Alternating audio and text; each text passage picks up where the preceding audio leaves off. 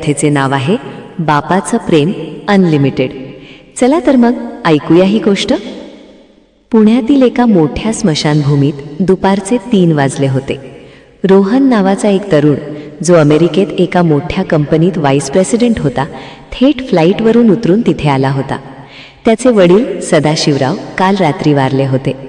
रोहनच्या हातात महागडी बॅग होती आणि तो सारखा घड्याळाकडे बघत होता.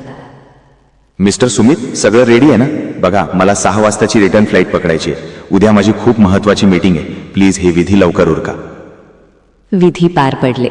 रोहनने वडिलांना भडाग्नी दिला. धुराचे लोट आकाशात गेले आणि रोहनने लगेच आपले चेकबुक बाहेर काढले. थँक्यू सुमित, तुम्ही चांगली व्यवस्था केली. बिल किती झालं? 50,000, 1,00,000? अमाऊंट सांगा, मी आत्ताच चेक देतो. मला परत येता येणार नाही. अस्थि विसर्जन तुम्हीच करून टाका. साहेब, बिल द्यायची गरज नाही. तुमचं बिल आधीच पेड आहे. पेड? कोणी भरले पैसे? माझ्या काकांनी? नाही साहेब, 5 वर्षांपूर्वी सदाशिवराव स्वतः आमच्या ऑफिसमध्ये आले होते. त्यांना नीट चालताही येत नव्हतं. त्यांनी मला विचारलं होतं की मुलांना त्रास नको म्हणून सगळं आधीच करून देणार का? साहेब, त्यांनी त्याच दिवशी पैसे जमा केले होते आणि ही एक चिठ्ठी तुमच्यासाठी दिली होती.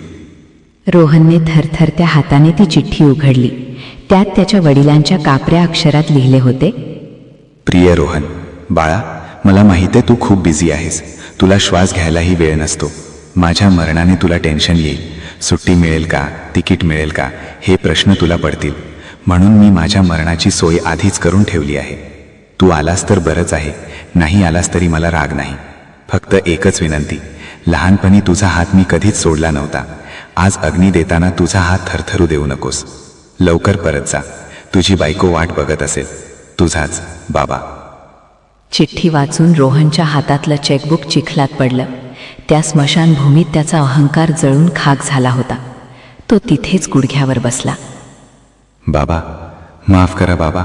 सुमित, मला नाही जायचंय अमेरिकेला. मला माझ्या बाबांसोबत राहायचंय.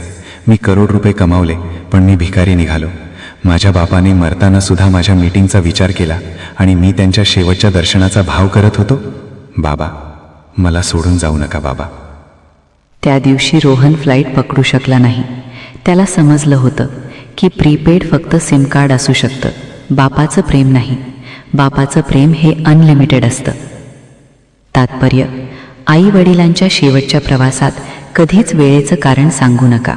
एजन्सी अंत्यसंस्कार करू शकते, पण अश्रू एजन्सीचे नसतात, ते रक्ताचेच लागतात. तर मित्रांनो, कशी वाटली ही हृदयस्पर्शी कथा? पुन्हा भेटूया अशाच एका नवीन गोष्टीसह. धन्यवाद.